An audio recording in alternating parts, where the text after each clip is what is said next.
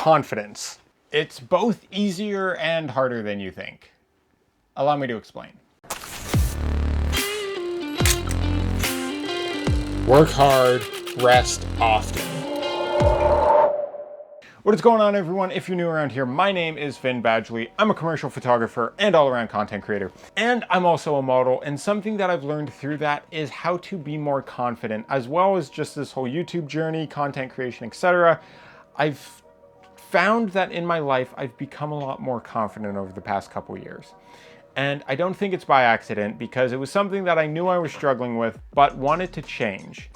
So how was I able to do that, and how can you do that for yourself? Now, there's a couple things, and some of them I do all the time, some of them I do only some of the time, and it's just a way that overall you'll end up, even though it might be fake at first, you'll end up feeling better about yourself and end up actually being happier in the long run. Now, some of these you may have heard before, but make sure to stay till the end so you get the real secrets that helped me break through to being a more confident person. In my experience, confidence is very much a fake it till you make it game. You're not gonna just wake up one day and be confident. You gotta put in the work, unfortunately. Some people just have this natural confidence, and some people cultivate it to where it feels natural. And that's the camp that I consider myself in, which is why I think I'm able to pass along that knowledge to you. So right off the bat, there's a couple things that I've done for myself to help me be more confident. And one of them is dressing in a way that makes me feel good. Now, as a fashion person myself, I am a fashion photographer. I want my style to be a little more unique, and I want to dress in a way that makes me feel good. But you don't have to be into fashion. You don't have to be a fashion photographer or a model or anything to dress in a way that makes you feel good. If you see a shirt and you're like, wow, I love that, but I can never wear that, try it on, because you'll be surprised with yourself.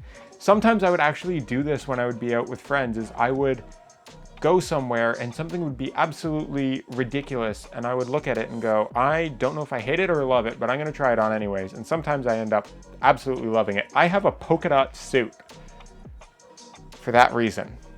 I'm gonna have to throw it on and put a clip in for this, because it's a thing and you have to see it, because otherwise you'll think I'm lying. And that doesn't mean you have to find a polka dot suit and put it on, whatever. But even the act of doing so, in a weird way, it put me outside of my comfort zone, because you show up in a polka dot suit, everyone's gonna be looking at you.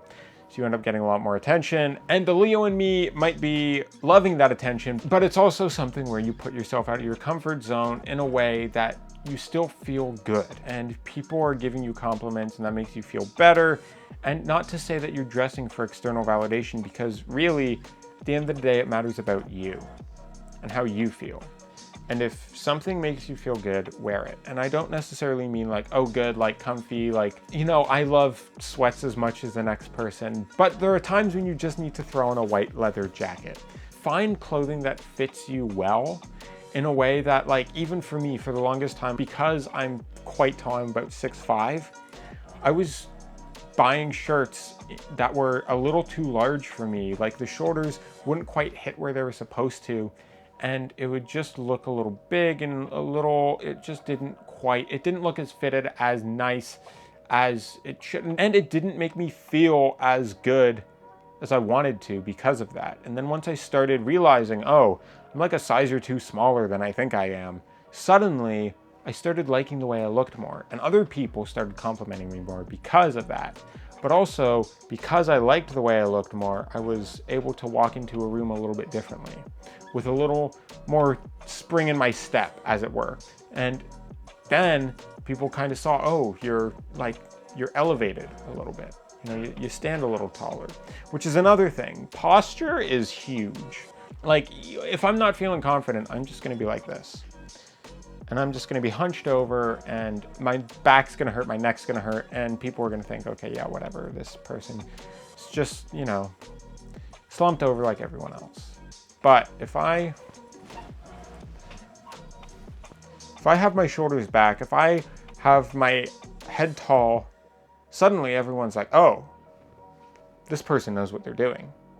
Okay, and I walk with purpose, which is another thing. Another huge tip is wherever you're walking, just walk with intent. You don't have to speed walk or anything. Just walk with intent and everybody will just assume you know what you're doing.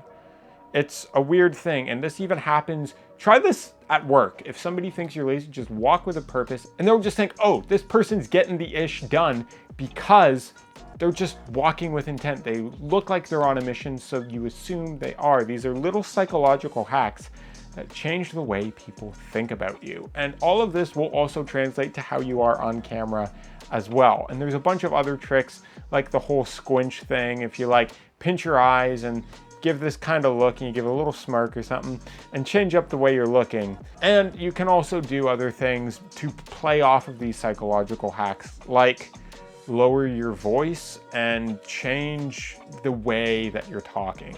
So suddenly I lower the pitch of my voice a little bit and speak in a way that is a little more, it's not necessarily a way that's completely predictable. So you're able to put more pauses in there.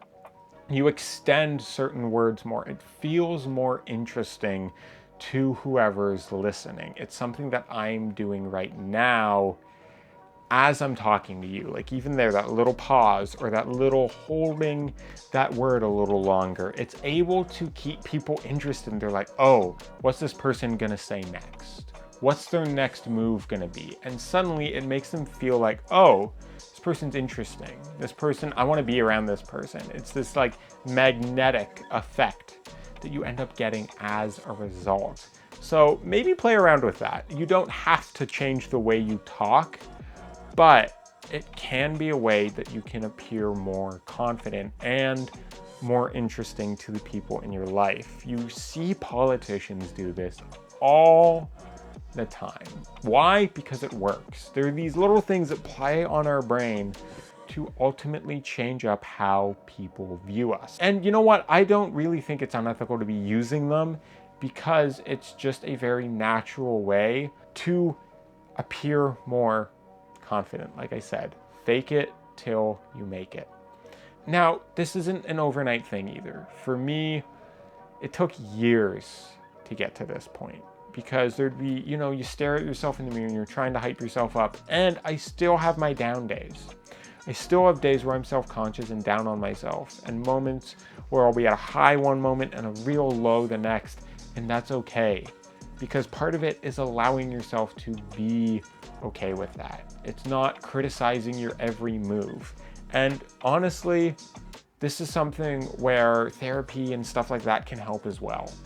Whether you're somebody who's gone to it or not, it can actually make a big difference, because if you have issues with self-esteem, you're able to unpack those and then not look at yourself in such a negative way. So that way you can become more confident, more authentic. And actually, in becoming more confident, I am now the most authentic version of myself. I feel more present when I'm around people, and I find other people are more gravitated towards me. It's like this magnetic energy that you end up bringing out because you're filled with this warm energy, these good vibes that people want to be around. And the more that happens, the more that tends to bring it out in you. And the other thing is, don't let people walk all over you. If you can stand up for yourself, that is a huge thing, to be like, I know what I deserve. I know what I'm worth. And I'm gonna stand up for that, and nobody's gonna push me around. And that will putting your needs first, setting those boundaries, is going to be a game changer, especially if you had in the past these tendencies to be like a people pleaser or anything like that. Breaking those, while it is extremely hard to do, it is so worth it. And I find that a lot of people who struggle with confidence, really at the end of the day, it's valuing what people think more than what you think of yourself. I almost hate to say it, but that's what it boils down to. And when I was my least confident, I viewed everybody's opinion above mine. When at the end of the day, I'm the only person that spends 24 hours, 7 days a week, 365 days a year with me. So why would I value anybody else's opinion above mine? And why would you? Why would you view anybody else's opinion above yours? Because those opinions don't matter. What matters is you and how you view yourself. And that's not to say that you have to view yourself as, oh, I'm a great person, I'm the best. No, it's not about that. In fact, you see people where they're on a real high one moment. I'm the best. Yeah, I absolutely knocked that out of the park. I'm the greatest. And then the next moment, I'm the worst. I'm garbage. Let's eliminate those. No black and white here. Just, I'm a person, same as anybody else. That's it. Just view yourself as a person, because that's what you are. And then you could, get to the point of, oh, I kind of like myself. Oh, I actually like myself. I like myself. I kind of love myself. And then getting to the point where you genuinely, truly love yourself and do things that nourish you, that bring you joy. Doing things just because you want to do them. All these things, when you add them up, will actually make you more confident. Because confidence on the outside, yes, it's this game of, oh, self-assured and I know what I'm doing. But at the end of the day, it's, hey, I'm cool with me. And I'm going to be out here, my most authentic self. I'm going to present that to you. And if you don't like that, that's okay. Not everybody has to. And that's what it boils down to. I'm not getting you to view yourself as a 11 out of 10. But if you're viewing yourself as a 2 out of 10 right now, I'm telling you that you're not one. That you're better than that. And I think you're better than that.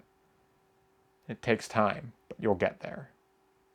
So, with all that said, I hope you enjoyed this video and got some value out of it, especially if you've been struggling with confidence, self-image, and wanting to find ways to show up for yourself in your life. And honestly, all these tips will actually help you be better on camera because you're able to be more authentic, be more assured of yourself, and present that to the lens. So, little modeling photography tip for you there as well. I had to fit it in there somewhere. So with all that said, I hope you enjoyed this video and got some value out of it. Drop a comment if you like this kind of thing. You want to see more different confidence tips from me in the future. Subscribe if you haven't already. Hit the bell to be notified for all future videos. Work hard, rest often, and as always, my friends, I will see you on the next one.